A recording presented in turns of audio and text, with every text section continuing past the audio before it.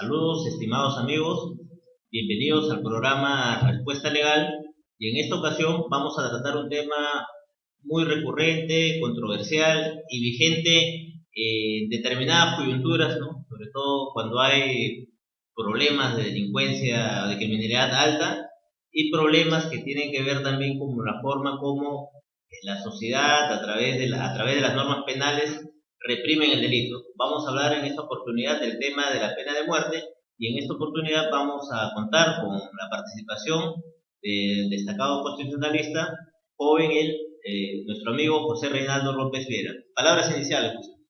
¿Qué tal, queridos amigos? Agradecer al doctor Julio Chine por la invitación a su programa y a todos los de la audiencia que están en este momento viéndonos. Y bueno, el tema que nos ha tocado hablar, conversar y debatir el día de hoy es un tema que siempre va a estar en el ojo de la tormenta, que siempre va a generar una serie de opiniones a favor y en contra, ¿no? Aquí nosotros lo que vamos a tratar de ensayar es opiniones desde el punto de vista jurídico, pero sin dejar de lado el ámbito político y social que es tan importante alrededor del tema de la pena de muerte, ¿no? Claro, en efecto, ¿no? Haciendo una revisión sumaria del tema de la pena de muerte, bueno, comencemos por la definición, ¿no? La cesación de la vida desde el punto de vista de una sanción. Por ejemplo, el mismo término pena, no coincide con los fines de la pena, ¿no? La pena tiene una función resocializadora, ¿no? Ya ha muerto la persona, estamos hablando efectivamente de que se trata, pues, de una sanción. Yo lo identifico siempre como una sanción de carácter penal, nada más, ¿no? Más que pena de muerte, pero el nombre, por así decir, más conocido, más tomado en cuenta en diversas publicaciones, es el de pena de muerte. Bueno, esta sanción se remonta, pues estamos prácticamente, tiene la misma antigüedad que la injusticia, prácticamente, ¿no? De Babilonia, estamos hablando de civilizaciones antiguas, aplicaron este método como un castigo, como una sanción, ¿no? Estamos hablando de la famosa ley de Talión, del diente por diente, ¿no? Y si nos remontamos un poquito más allá a los argumentos que amparan estas medidas extremas, ¿no? Vamos a encontrar también un conjunto de opiniones a favor y en contra y todas debidamente fundamentadas de acuerdo a la coyuntura y al momento histórico en el cual se está atravesando, ¿no?, la pena, ¿no? Sí, precisamente si nosotros hacemos un recuento de la historia, tanto en Occidente como en Oriente, a lo largo de las diversas culturas que han pasado en la humanidad, la sanción de un castigo donde la vida estaba de por juego es algo muy común. Recordémonos desde las culturas más antiguas, la egipcia, la babilónica, la caldeo-asiria, la misma cultura romana, y yendo a nuestro continente, los aztecas, los mayas, los toltecas, los tiahuanacos, los huaris, los mismos incas, practicaban la pena de muerte y aplicaban la pena de muerte como un castigo y no se refutaba absolutamente nada en cuanto a él. Lo que pasa es que también hay que ver, usted bien lo ha dicho, el contexto, ¿no? Las circunstancias en donde en esas épocas, en estas diversas culturas, se manejaba la teoría, se daba por sentado y se establecía una forma de Estado, un Estado que históricamente se conoce como el Estado monárquico absolutista, en donde el emperador, el César, el Inca, el rey, el faraón, tenían pues la plena libertad de imponer sanciones, de disponer sobre los bienes tanto personales como reales de las personas, de sus súbditos. Entonces, en consecuencia, esta situación era muy aceptable.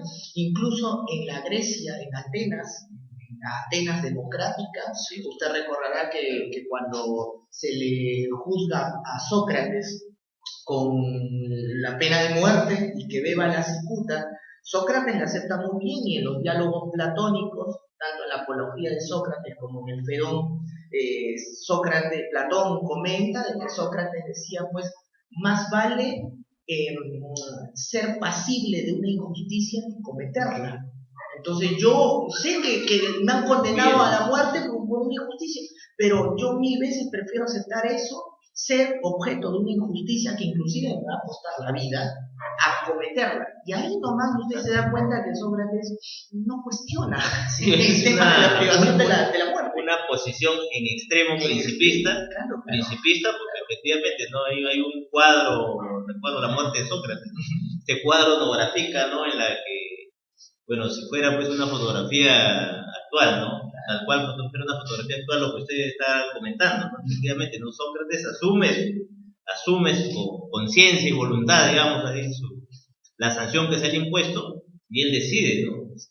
Beber esta pócima, ¿no? Aún, y en la parte de atrás del cuadro, recuerdo, sí, se ve que uno de sus alumnos, ¿no? Discípulos, dice, no, maestro, no está que quiere llorar y todo, ¿no? O el Efectivamente. caso también de Jesús, cuando acepta también la pena de la crucifixión, que era obviamente una sanción que conllevaba la muerte, pero de una manera pues bastante atroz, porque el que era crucificado no moría inmediatamente, sino que demoraba tiempo en desangrarse para morir.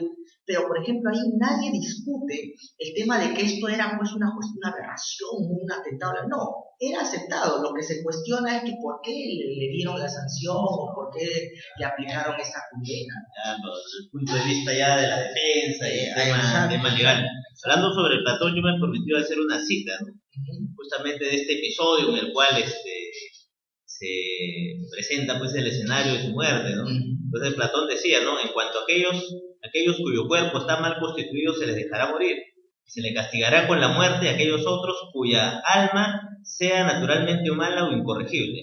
Eso es lo peor que puede hacerse por ellos y por el Estado. Ya encontramos una fundamentación desde un punto de vista filosófico, claro, sobre el tema, ¿no? En el mismo camino Santo Tomás también, ¿no? Se refiere también, ¿no? a esta forma de, no sé si de descargar, sino de no tomar en cuenta a aquellas personas que no se compenetran con el cuerpo social, con el Estado, ¿no?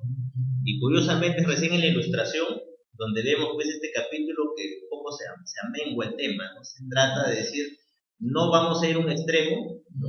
Sino vamos a dar penas más largas, por ejemplo la cadena perpetua, ¿no? Y en ese caso, por ejemplo, en la época de la ilustración, una voz en el desierto que se anticipó y se opuso a la pena capital, pues es Arbecaria. Claro. ¿No? Beccaria, por ejemplo, es uno de los pocos que alega y que señala pues que el castigo con la pena capital en realidad era demasiado arbitrario y no correspondía a una situación en donde lo que se buscaría, y bueno, ahora ya nosotros sabemos, es la cuestión de la resocialización, ¿no? De castigar a una persona, pero también al mismo tiempo tratarla de reinsertar de nuevo en la sociedad.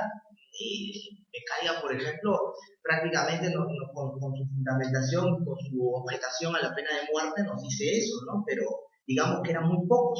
Sí, cierto, porque en la práctica pues estamos hablando siglos atrás de un Estado cuyas características, dimensiones y particularidades sociales, culturales y jurídicas son diferentes a la época contemporánea. Y cuento una situación anecdótica, ¿no? Porque, por ejemplo, cuando se da la Revolución Francesa y la Declaración de los Derechos del Hombre y del Ciudadano con la libertad, la igualdad y la fraternidad, se hablaba del derecho a la vida y una serie de derechos fundamentales elementales de la persona.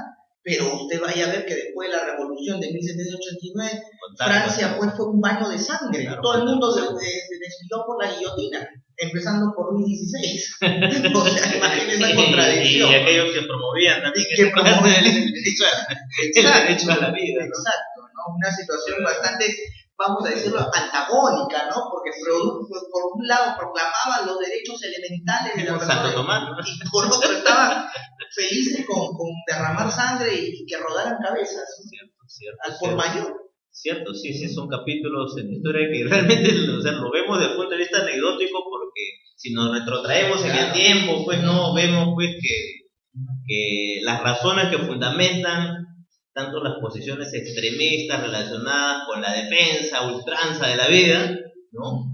Tienen argumentos que se pueden desvanecer también en los hechos y en la teoría, así como aquellos pues las propuestas partículas, ¿no? Claro, que están orientadas pues, ¿no?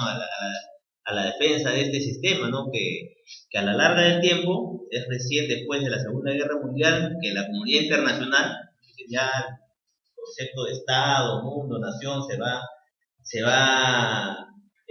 digamos, de alguna manera solidificando en relación a la organización de los estados, a establecer un orden mundial, digamos, por decirlo así, un orden internacional, no un orden mundial, no, porque nos vamos a otro capítulo de la historia, ¿no? Pero es recién ahí donde comenzamos a hablar ya de un respeto al derecho a la vida, porque es recién ahí cuando se forma la Organización de Naciones Unidas, las Naciones Unidas proclaman el derecho a la vida, y comienzan esta serie de coaliciones o diálogos entre los estados para abordar el tema abolicionista, ¿verdad? Y aún así, estimado doctor Julio, usted sabrá que con todo lo que implicó la Segunda Guerra Mundial, que también seguimos sumando, claro, y la identificación que usted señala, ¿no?, de lograr la concretización de los estados constitucionales en el mundo, hay estados, hasta el día de hoy, que se jactan de ser constitucionales, pero que aún aplican la pena capital. Es el caso de los Estados Unidos de Norteamérica, donde en varios estados de los Estados Unidos se aplica la pena capital. Y Estados Unidos es un ejemplo para muchos de Estado constitucional, y que la base de la edificación constitucionalista de los países en el mundo actual, en su mayor parte se basa como ejemplo en los Estados Unidos de Norteamérica.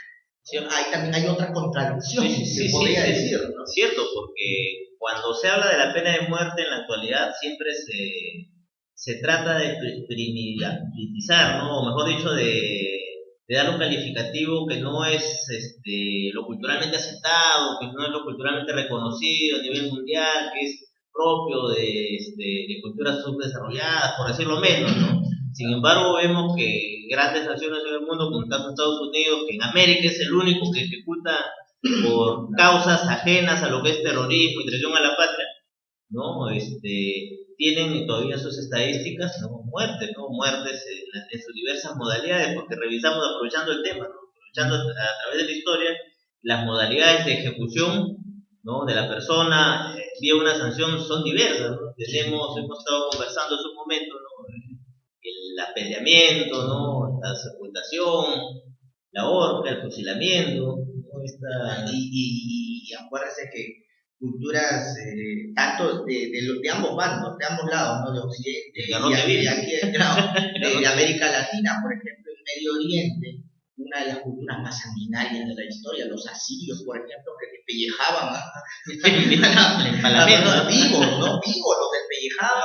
Y en el caso acá de Latinoamérica, los aztecas inclusive hacían sacrificios humanos con los esclavos luego de haberlos derrotado en alguna batalla, ¿no? Que le sacaban el corazón vivo, por ejemplo, ¿no? Y literalmente se lo ofrecían a sus dioses, ¿no? Formas de aplicación de la pena capital, pero en extremo bárbara, pues, ¿no? En efecto, ¿no? Hoy en América, en Estados Unidos, no se aplica este tema tan debatido de la inyección letal, por ejemplo, ¿no?, que es este procedimiento clínico, por decirlo así, ¿no?, del cual mediante unas sustancias, ¿no?, se hace, pues, dormir para siempre a los que es una forma de aplicar la pena capital, vamos a decirlo, menos sanguinaria, menos cruel, ¿no? A propósito, un poquito para hablar de la historia, también Raúl Porras Barrenechea, el gran historiador peruano, comentaba justo sobre el tema de cuando los españoles llegaron aquí y capturaron a Inca, Atahualpa en Cajamarca. Comentaba, ¿no? Pero ellos fueron muy buenos con Atahualpa al aplicarle el garrote vil, porque él decía, muy bueno, porque Atahualpa, si los hubiera capturado, porque el Inca se confió, ¿qué les hubiese hecho? No sabemos, porque los incas también practicaban ciertas modalidades de pena de muerte a los enemigos bastante crueles. Sí, ¿no? Cierto. Entonces, no vemos eso. Sí, cierto, ¿no? Ha sido un tema de anticipación, ¿no? Claro, anticipación, ¿no? Hay un texto, sí, cierto, no quiero citar el texto. Que inclusive no era el garrote vil, porque en principio era la hoguera que le iban a aplicar, lo iban a quemar vivo, ¿no? Y ahí Atahualpa dice, no, bautícenme, pero con el garrote vil, porque para los incas era muy importante morir íntegramente para que lo purifiquen, ¿no? Claro, para las ceremonias, rituales que teníamos. ¿no? Porque es más, el mismo ritual de la ejecución en determinadas culturas pues ya tenía pues ese halo de, digamos, de la venganza pública, ¿no? De la venganza pública siniestra, por decirlo así, ¿no? Porque mucho tiempo atrás las ejecuciones eran anunciadas por letreros, con carteles, ¿no? Se formaba alrededor de este evento público, porque eran ejecuciones públicas, todo un ritual social y cultural. Como una especie de escarmiento, pero al mismo tiempo como instruyendo a la sociedad para que no se cometa. Ese era el mensaje, ese era el mensaje. Diversos delitos fueron sancionados de esta manera, ¿no? Al extremo, bueno, al extremo de hacerse una costumbre, por decirlo así, macabra, ¿no? Pero, como repito, ¿no? Esto, en mi opinión, obedece pues al contexto cultural y social de aquel entonces, ¿no? Que si lo trasladamos a la actualidad, también estamos al borde de situaciones extremas, ante la ola de delincuencia, ante la ola criminal, ante delincuentes que de lo último que se preocupa es de tener aquella sensibilidad humana, ¿no? Que le permita pues respetar de alguna forma a su víctima. Pero bueno, estamos en la evolución, ahorita ya estamos en el proceso en el cual el mundo comienza este periodo de lucha entre mortículos y abolicionistas, ¿no? Pero ya en base a criterios de tratados internacionales, ¿no? Por ejemplo, ¿no? Acá para acercarnos más, ¿no? Al tema de la OEA, ¿no? De la ONU, de la OEA, los países americanos, ¿no? Ya se ha restringido la pena de muerte para otros delitos para los cuales no estuvieron contemplados al momento de firmarse las convenciones. Estamos hablando que técnicamente la viabilización de este procedimiento cuando se reclama, porque hay una conclusión bien cierta, ¿no? Estos temas vienen a la luz siempre que hay estados, al menos en nuestras sociedades, siempre que hay estados de preocupación y caos social sobre el aumento de la delincuencia. Y también es aprovechado por los políticos. Hay 2 proyectos de ley que, a sabiendas que son inconstitucionales, han sido ingresados al Congreso en los 2 últimos periodos legislativos, que nos dicen mucho de esta preocupación, ¿no? Porque la larga también es una respuesta, ¿no? Social. Lo que pasa es que aquí hablar de la pena capital, en primer lugar, cada estado es soberano.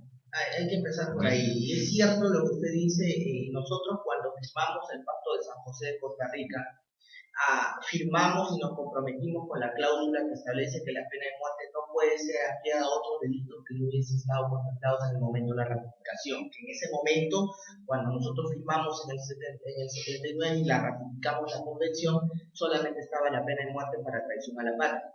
Pero hay que tener en cuenta también que el Estado, en uso pleno de su soberanía, puede denunciar la Convención Americana y salirse de la misma para poder, de nuevo, si en algún momento considera pertinente, reingresar y poder, luego de haberse salido, optando el mecanismo que establece la propia convención, aplicar la pena de muerte al momento que crea conveniente. El tema es que aquí mucho se parodia, y no solo se parodia, sino que al mismo tiempo se da una información o se lleva a la gente a tener una información errada sobre el asunto. Usted, por ejemplo, hablaba de los 2 proyectos ingresados, pero esos 2 proyectos no pueden ser viables porque el Congreso no es el que va a tener así la palabra. A ese punto en el que es el Ejecutivo el que tiene que denunciar primero la convención para que luego recién entre la viabilidad de proyectos de ley que establezcan pena de muerte en distintos delitos. Pero primero hay que hacerlo primero, pues, denunciar la convención, salir de la convención y luego ingresar esto, sino que aquí ya se manipula y se politiza la cosa. Y cuando se politiza, entonces obviamente todo sale mal y todos van a opinar mal. Claro, si mal no recuerdo, Estados Unidos no está vinculado a este sistema, ¿no? Es más, ellos siguen aplicando estas situaciones, pero son los primeros en reclamar cuando hay situaciones de exceso en este país. Entonces, teniendo la vía procedimental, la vía legal, es lo último que se toma en cuenta por parte de quienes toman las decisiones, lo cual dice mucho también, y algo que en lo particular siempre he sostenido, es que cuando uno quiere cambiar las cosas de verdad, tiene que tener tiene que tener voluntad, norma legal y decisión. Tengo la voluntad de cambiar las cosas. Me asisto del tema legal, ¿no? Y tomo la decisión de hacerlo. Pero mientras esto no ocurra, este tema va a seguir simplemente mostrándose en las tribunas para poder de alguna manera pues obtener algún rédito, ¿no? Alguna situación política. Y a propósito de eso, como también le había mencionado al inicio, no solamente se trata de salirnos de la convención para aplicar la pena de muerte. Yo creo que si se va a tomar la decisión en algún momento de hacer eso, la decisión también tiene que venir acompañada de algo, de una reestructuración a conciencia y a profundidad de los órganos de justicia de la República. Porque hay que tener en cuenta que, primero, los órganos de justicia de la República ahorita gozan de una deslegitimidad total, popularmente hablando. Dos, la deslegitimidad no es porque el pueblo se ha encaprichado a estar en contra de ellos, sino que se le han ganado a pulso. La gran parte de los funcionarios del Poder Judicial y del Ministerio Público realmente no están a la altura de las circunstancias. Entonces, ¿cómo le podríamos dar la responsabilidad de aplicar una pena tan delicada, tan grave como es la pena capital? Es una pena sin retorno. A los hermanitos. Claro, sin retorno, cuando el Poder Judicial está prácticamente tomado por la corrupción y la gente lo ha deslegitimizado. Entonces, lo primero va de la mano, va conjuntamente con lo otro. A conciencia, hacer una reestructuración del Poder Judicial para que los futuros jueces y fiscales sean los que tengan a cargo la tan delicada labor de aplicar una pena, como es la pena capital, pero de manera adecuada, efectiva y concreta, sin arbitrariedades, sin favoritismo, sin corrupción, que es lo más preocupante, ¿no? Cierto, porque justamente una de las aristas en el tema de la pena de muerte va por el lado de la posibilidad del error en su aplicación, ¿no? Aquí, por ejemplo, en el país, en casos emblemáticos como lo de Pichuso, el monstruo de Armendáriz, la última ejecución que se hizo por traición a la patria, si mal no recuerdo, el año 79, cuando hubo una publicación, no puedo decir, ¿no? Caretas, ¿no? En el año 79, que fue una de las últimas ejecuciones que hizo el gobierno militar, sacó en primeras planas, ¿no? Un tema de traición a la patria, indicando pues la venta de información al país vecino. Y el señor bueno, fue objeto pues de un proceso, bueno, en este caso era en la vía militar, ¿no? Y sus familiares hasta el final argumentaban su inocencia, ¿no? Estaba haciendo una información de contraespionaje. Al final era inocente. No recuerdo el nombre de ese señor. Sí, pero sí, claro, pero es un caso muy emblemático, de la misma manera del monstruo de Armendáriz. No queda, sobre la cual hay una película muy buena de Lombardi, que se llama Muerte al Amanecer, ¿no? Donde se traspasa, mejor dicho, en aquel tiempo pues se hace una narración de todo el tema conexo que hubo en torno a este tema, ¿no? Un tema relacionado con el maltrato a menores, con el abuso a menores, ¿no? Que siempre es, pues, como tiene que ser, es muy sensible socialmente. Y estamos hablando de una sociedad en que los medios de comunicación, que también acá tienen su cuota de participación, no inciden también, ¿no? En la, digamos, en la población, ¿no? Me remonto a un caso más cercano, ¿no? El caso de ILAVE, por ejemplo, ¿no? En ILAVE, hace mucho tiempo atrás, si mal no recuerdo, 4 o 8 años, la población tomó la justicia por sus manos, por decirlo así, llegó un acto de masas, ¿no? Asesinaron al alcalde de ILAVE, ¿no? Indicando que era corrupto. Sin embargo, mire cómo es la paradoja del planeta. Toda la prensa a días antes indicaba, ¿no? Corrupto. Pero después que terminó este tema, ¿no? Asesinaron al alcalde por corrupto. Pasaron 3 años más, termina la investigación de Contraloría y no encontró absolutamente nada cercano a la corrupción. Entonces estamos hablando de un escenario de espanto en cuanto se refiere, bueno, si nos trasladamos a un tema actual del sistema de justicia, de la forma como se administra justicia en el Perú, donde por ejemplo a mí me señalan plazos de acá al año que viene, donde hay huelga del Poder Judicial y no sabemos en qué oficina atienden, ¿no? Y donde quien va a tomar la decisión o está quejado o tiene muchos problemas al tomar estas decisiones, ¿no? Nos ponemos en un escenario de pánico a contraluz de los derechos que tiene la persona. Claro, sí, es como le digo, no solamente se trata de poder aplicar la pena de muerte, que se puede en un Estado soberano como el Perú, denunciar la Convención Americana e implantar la pena de muerte a los delitos que se consideran pertinentes ante la ola de criminalidad que nos está prácticamente asfixiando cada día más y más. Aquí también lo que se trata es que el gobierno también establezca a conciencia, a profundidad, una reestructuración general del Poder Judicial, del Ministerio Público e inclusive de la propia Policía Nacional, porque ahí se inicia la investigación. ¿Cierto? Entonces, y ahí mismo también se inicia la cuestión de corrupción. Entonces, a partir de allí, de todos estos órganos, reestructurarlos para que se pueda, con toda la responsabilidad del mundo, aplicar una pena que, dicho sea de paso, no genera pues un retorno atrás. Una vez que se toma la decisión ya no se puede, ¿no? Y en el marco de la Constitución, si bien hoy en día los fines de la pena es uno de ellos la resocialización, tenga en cuenta que nosotros también podemos hablar, y todo el mundo en derecho constitucional habla de la relativización y la ponderación de las cláusulas constitucionales.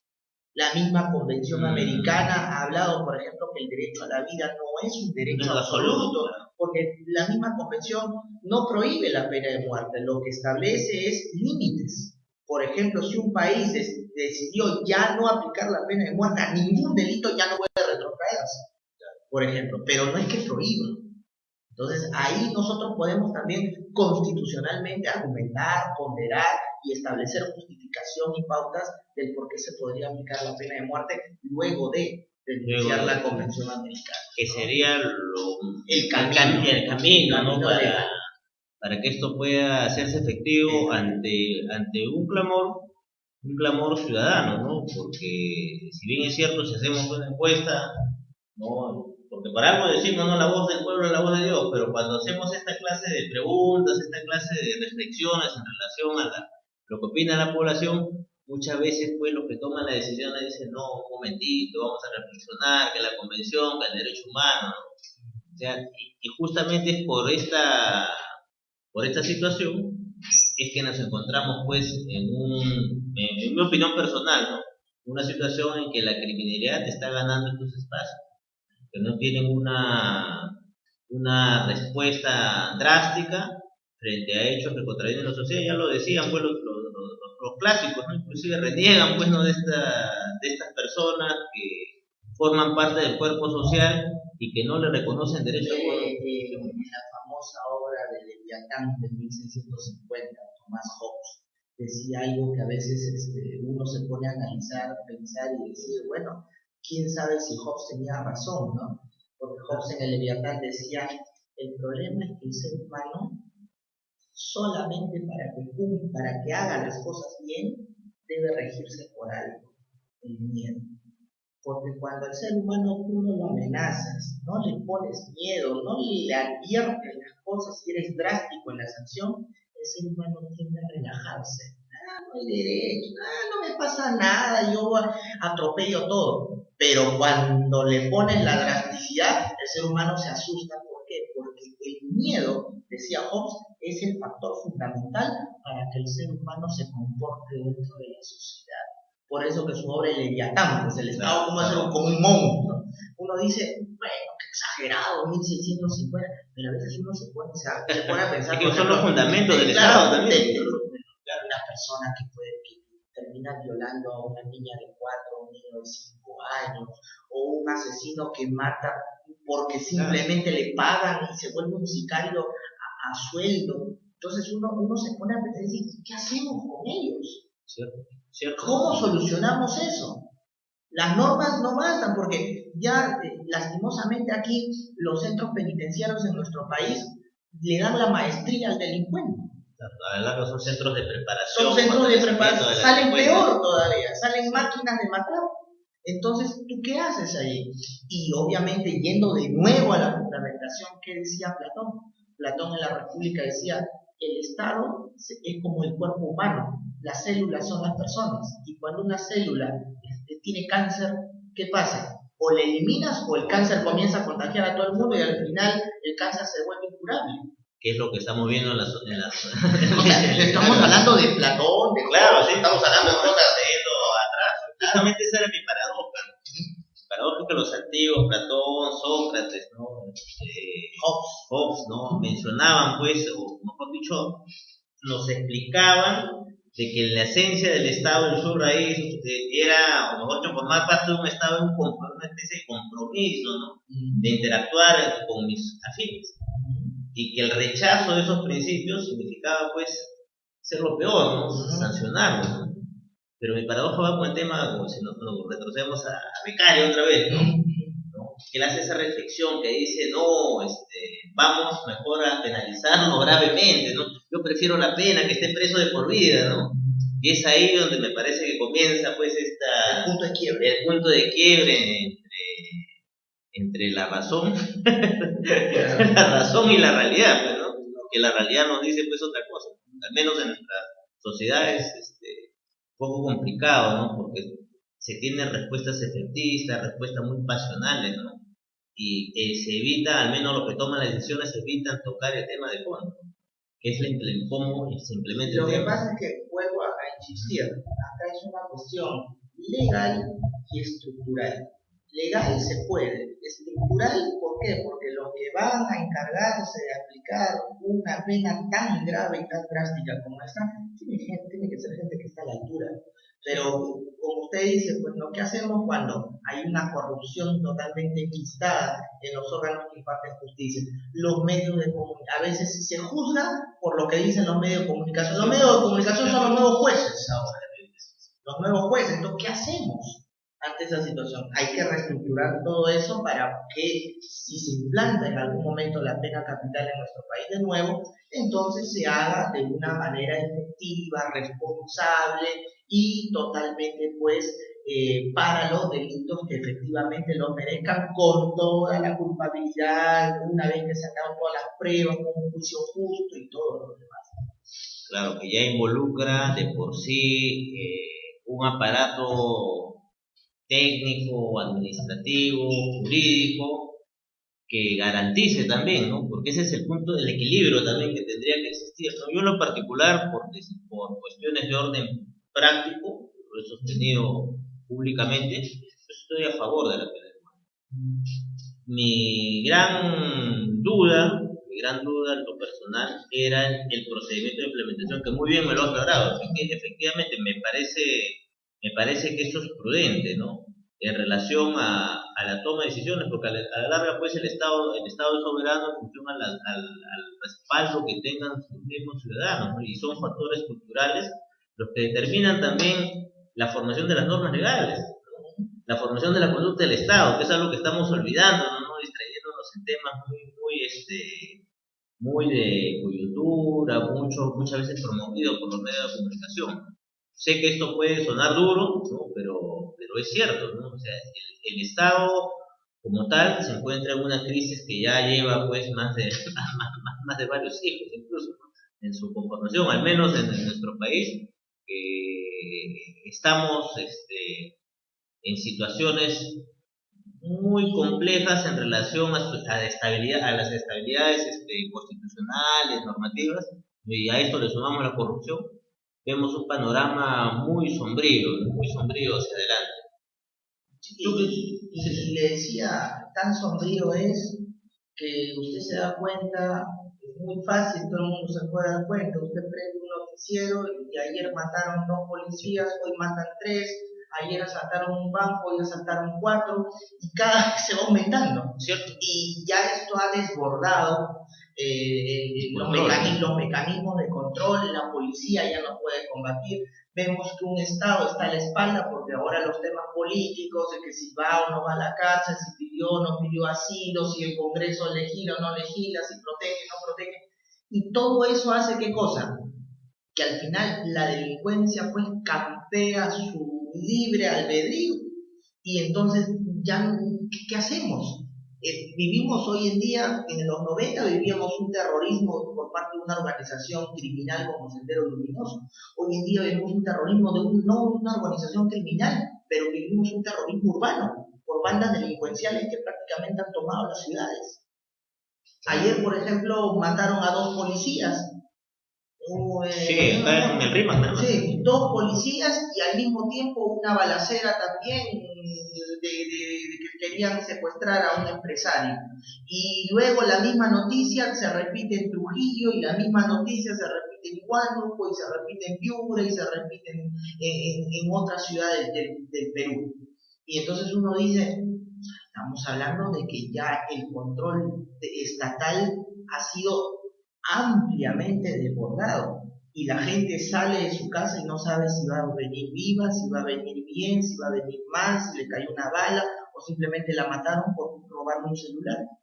Y eso estamos hablando de los hechos que son materia de noticia, ¿no? En la capital, en las capitales de departamentos, y no estamos hablando de estos efectos colaterales o repetición de hechos que puede haber pues en sitios poco cercanos a las ciudades, a las grandes urbes, porque nuestro país es muy amplio en su extensión, es muy amplio en localidades y también incide mucho pues el tema cultural, ¿no? El tema cultural es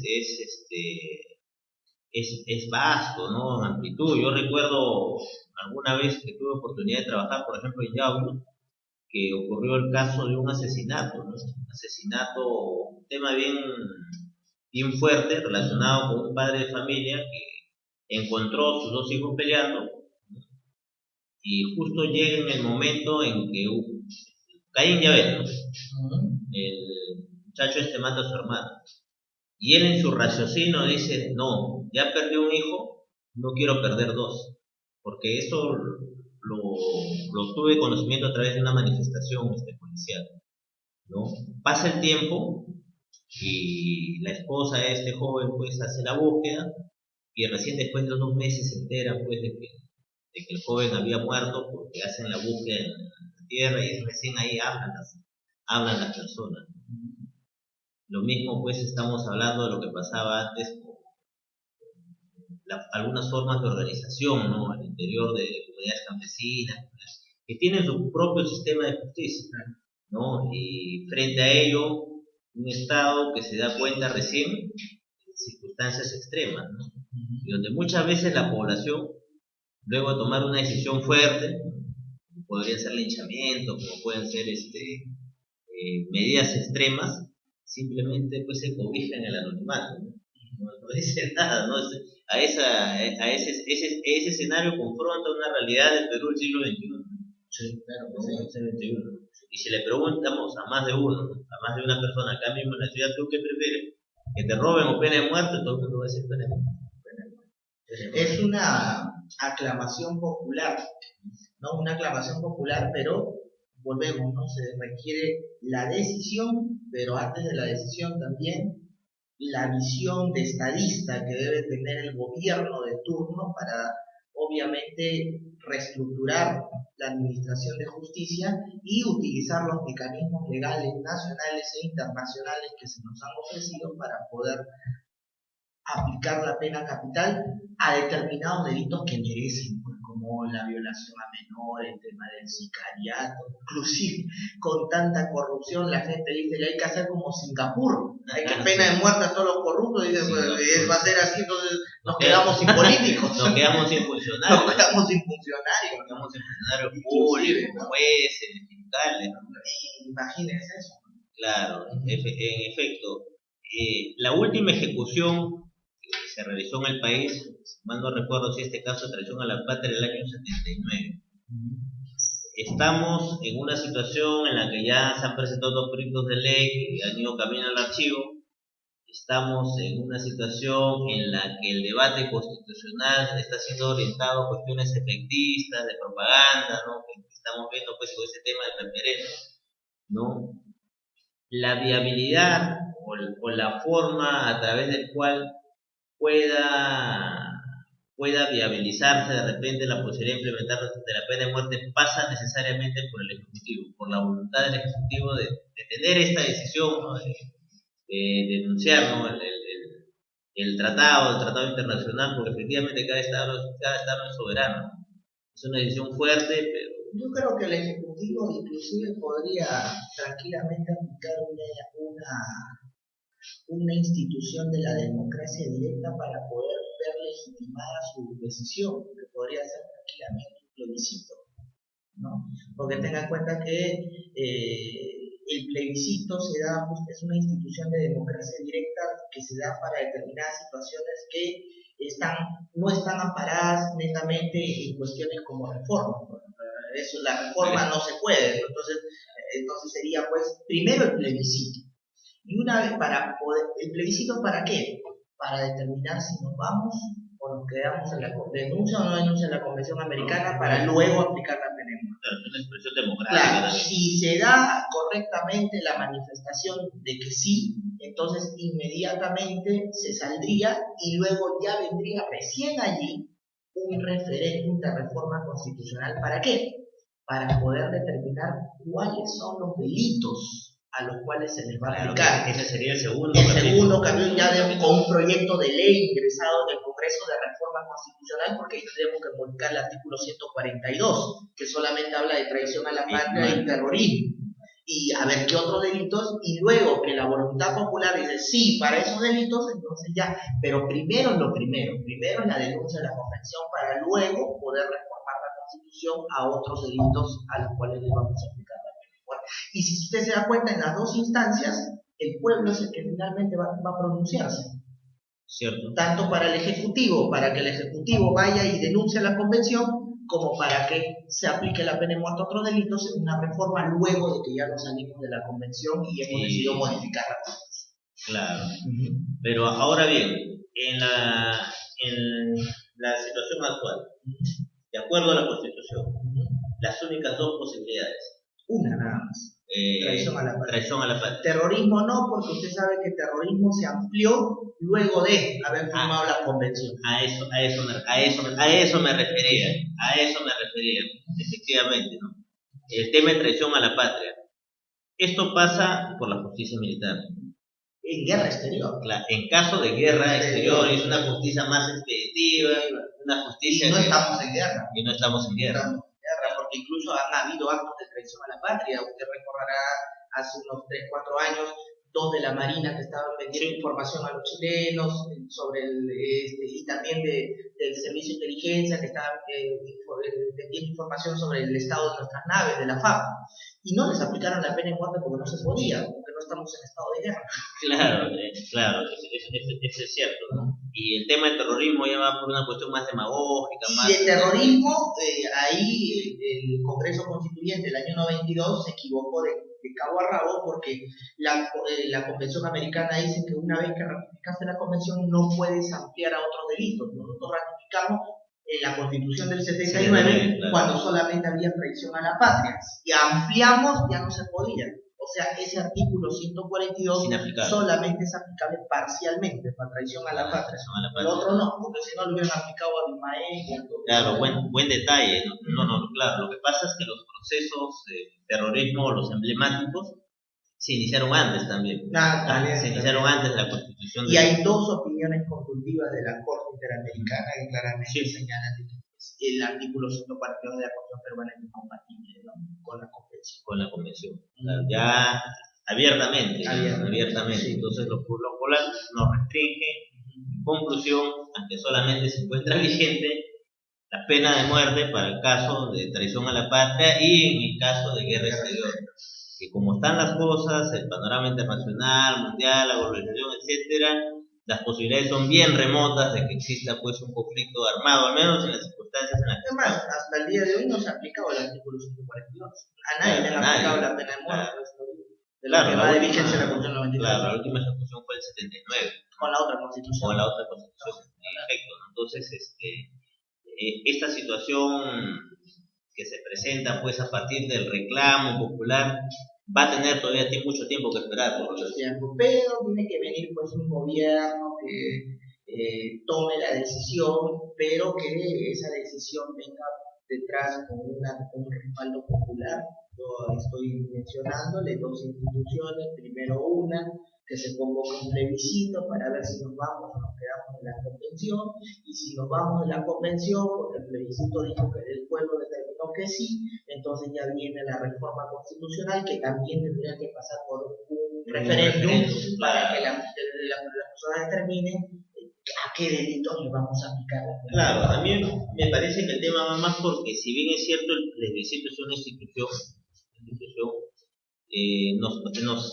los ejecutores, o mejor dicho, quienes pueden tomar las decisiones, se parametran pues en los espacios que le da la Constitución. Claro, pero si la Constitución no hay un espacio, el plebiscito es una instancia de democracia directa que se da para que... Porque, fíjese usted, en el año 1929, en el gobierno de Leguía, plebiscito para Arica y Tacna, no estaba contemplado en la Constitución del 20, fue porque un tema coyuntural de carácter político-social. Inmediato, dinámico, y efectivo, porque está fuera del canon constitucional, para tomar una decisión que también va a estar fuera del canon constitucional, lógicamente. Claro, ya con la salvaguarda y todo ese tema, pues, de la normativa electoral, que por extensión tendría que ser aplicable a este tema, ¿no? Para salvaguardar también que la decisión sea soberana, ilegítima, ¿no? Que es lo que se quiere, ¿no? Bien, interesantes caminos que estamos explorando hasta este momento, ¿no? En relación a la sanción penal de muerte, digamos así, ¿no? Como les decía, ¿no? La pena, si estamos hablando de la perspectiva penal, social, jurídica actual, bueno, tiene una función resocializadora. La pena de muerte es cesación de la vida, se acabó el problema, no tenemos más espacios donde ahondar. En la actualidad, ¿cuáles son los métodos, si nos vamos a ir un poquito para aprovechar el tiempo que nos queda, en América, los métodos de aplicación de la pena de muerte que están vigentes? Desde el más grave hasta el más más humano, de la pena de muerte, los más humanos están en Estados Unidos de Norteamérica, que por ejemplo es el tema de la inyección letal o el tema de la silla eléctrica. La silla eléctrica, ¿no? Milagros inesperados, ¿no? La película esa. En algunos casos. Pero hay que también ser conscientes de algo, ¿no? Latinoamérica, dejando de lado los Estados Unidos, ha ido por una tendencia de que la mayor parte de sus países, y eso sí es cierto, ya no tienen la pena de muerte, ni siquiera para el caso de traición a la patria, han sacado. Un pequeño porcentaje, entre ellos el Perú, está con pena de muerte para traición a la patria. Y son casi contados los países, estoy hablando de Estados Unidos, algunos países del Caribe, ¿ya?, que aplican la pena de muerte ya para otros delitos además de la traición a la patria. Pero eso solamente es una estadística en donde nosotros también, digamos, ¿no? A veces las modas pueden ser buenas, pero a veces las modas también pueden ser contraproducentes, ¿no? Y en situaciones donde las sociedades están muy, muy corrompidas, muy deterioradas, yo creo que situaciones radicales son hasta cierto punto buenas para corregir, ¿no? Para darle el cambio brusco que se requiere.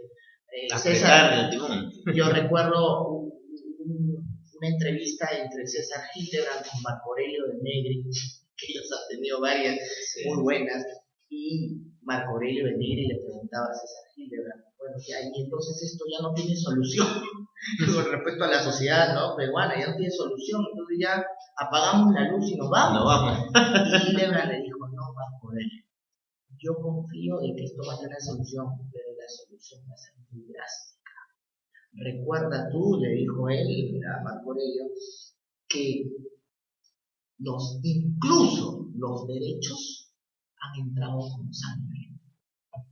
Y si los derechos han entrado con sangre, las grandes revoluciones para reencauzar y reestructurar a las sociedades han sido así de crueles y drásticas. Ejemplo, la Revolución Francesa. Se declaró los derechos del hombre y del ciudadano en un baño de sangre.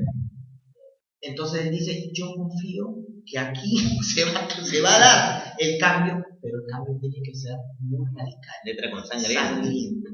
No, y yo creo que en el fondo, estamos hablando de Hildebrand, es un tipo muy leído, yo creo que se está refiriendo a que la historia nos demuestra que los grandes cambios en las sociedades han sido así, radicales muchas veces, cuando las sociedades están muy ya descompuestas. Claro, Toffler habla de este cambio de civilización, ¿no? Un choque entre culturas, entre políticas, entre formas de estar, y efectivamente, ¿no? O sea, cada choque, hablamos incluso de las teorías racistas, ¿no? O sea, genera un estado de revolución social, genera un estado de cambio, ¿no? Es cierto, ¿no? Es algo cierto que podemos identificar, y más aún ahora que los cambios son constantes. Y a eso le sumamos que las sociedades latinoamericanas están sufriendo una ola de nacionalismos un poquito extremos, ¿no? Renaciendo, porque sí, mire, sí. ya el nacionalismo, un nacionalismo medio extremista ya lo tenemos al costado de nosotros, que es Bolsonaro ganando en Brasil diciendo que va a matar a medio mundo y que se va a salir de las Naciones Unidas, ¿no? Entonces, ¿pero por qué es la tendencia esta? Porque la sociedad brasileña tiene un problema como la sociedad peruana, de corrupción, de deslegitimización de partidos, de instituciones. Entonces la gente le da el voto a una persona que representa un cambio, por más que ese cambio sea tan radical y a veces retrógrado. Claro, problemas radicales, soluciones radicales. En efecto, sí, lo de Bolsonaro, en efecto, ya no es un proyecto, es una realidad. Ya está, y con todo lo que significa ella. Sí, con lo que viene conexo a ello, ¿no? Exacto. No solamente se trata de tomar la decisión, de implicar el tema con fuerza, sino que también esto puede generar exceso. Que no le extrañe que él, si la Corte Interamericana da una decisión en contra de Brasil, ya lo ha dicho, me voy. Y él incluso ha amenazado que se va a ir de la ONU. Que no sirve para nada, literalmente. Bueno, literalmente es cierto. Sin eso sí coincido. Claro. Porque sí, efectivamente, ¿no? La idea de la dinámica internacional era en cierta forma, bueno, entendemos el derecho, ¿no? Como conjunto de normas y principios que regulan las relaciones humanas dentro de un momento determinado. Pero si estos son los fines de la comunidad mundial y estos fines no se cumplen, o al menos no de una manera dinámica o pareja en todos lados, porque mientras que tenemos un Estado que lo respeta, tenemos otro Estado que viene encima de otro y se generan estas situaciones de injusticia internacional, es evidente pues de que la respuesta es simple, ¿no? Si hay algo que no me sirve, simplemente no voy a pertenecer a él o no voy a formar. Y curiosa posición porque hasta la última década, hasta terminando el siglo XX, estas posiciones habían estado, bueno, no, yo podría hablar inclusive hasta de una doble moral social, ¿no? Porque cuando decimos estas cosas en público, muchas veces pues nos medimos, tratamos pues de orientar más al tema jurídicamente reconocido, ¿no? De los derechos, de la democracia, el constitucionalismo. ¿no? Y evitamos pasar esta línea, que si bien es cierto puede ser considerado algunos como exceso, es la línea de lo real, ¿no? No, es que aquí el problema en el Perú y en la gran mayor parte de sociedades latinoamericanas, durante muchísimos años hay un divorcio entre lo que es el constitucionalismo formal y el constitucionalismo real. Aquí se habla de derechos fundamentales y prácticamente los derechos fundamentales no se los reconoce a nadie. Sí, en la práctica no. En la práctica todo pasa pues por un previo, ¿no? Y ese previo lo da quien toma la decisión final, ¿no? Y ese es un tema bastante a tener en cuenta, ¿no? Bien, Reinaldo, nos has dado en realidad ha sido interesante, muy interesante la charla. Yo rescato el procedimiento interesantísimo, institucional, teórica y jurídicamente aceptado como es el tema del plebiscito, ¿no? Sino que como repetía, ¿no? Nos parametramos muchas veces al momento de tomar las decisiones, no está en la norma, no está en la ley, pero caramba, es una... Pero a veces se parametran porque hay intereses detrás que los obligan a parametrarse. Claro, esa es una esa es una gran verdad. Te comento una experiencia, ¿no? Experiencia que he tenido como asesor en el Congreso. Muchas veces los proyectos de ley tenían que efectivamente parametrarse en función a las opiniones técnicas, en primer lugar, y en segundo lugar a la opinión de quienes iban a realizar los votos. Y detrás de ellos los grupos que están negociando. Claro.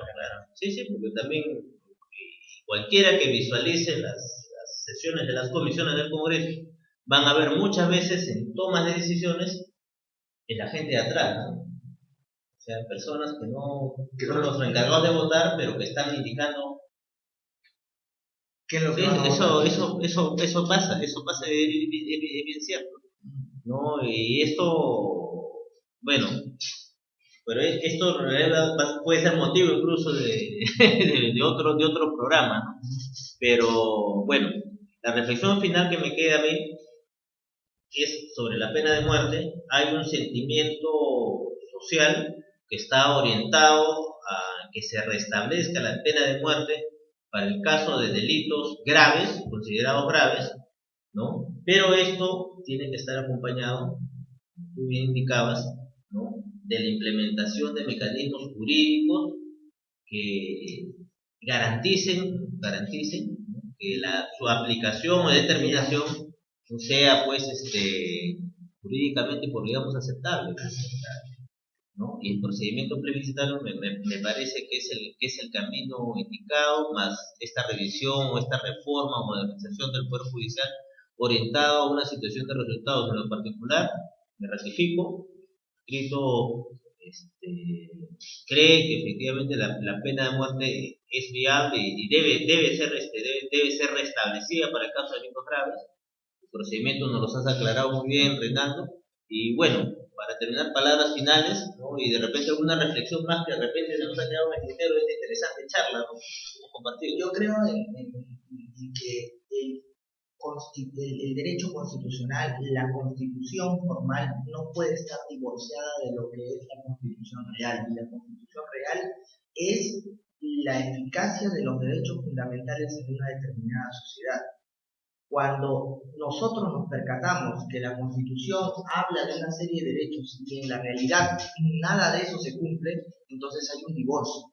Y en ese divorcio se tienen que tomar medidas radicales, decisiones que de alguna manera van a permitir que ese divorcio termine. Al principio las decisiones radicales no van a gustar, porque de repente son muy graves, porque de repente no le van a convenir a mucha gente, pero lastimosamente las cosas tienen que ser así para que se puedan reorientar. Yo creo que aquí las circunstancias se tienen que dar adecuadamente, un diálogo entre gobernante y gobernados para que de alguna manera se pueda restablecer, si en algún momento se restablece la pena de muerte, bajo un canon constitucional, pero también un canon de reestructuración de las principales instituciones que van a llevar a cabo la aplicación de esta pena capital. Y siempre detrás, que toda decisión se tome respaldada por el pueblo, tanto para los gobernantes que van a tomar la decisión como para las instituciones y las autoridades que van a aplicar, si es que la institución llega a aplicarse. Muchas gracias por tus palabras, Reinaldo. Muchas gracias, amigos televidentes. Con nosotros será hasta una próxima oportunidad, y este programa llega gracias al auspicio de SIP y abogadochigne.com. Muchas gracias y hasta una próxima oportunidad.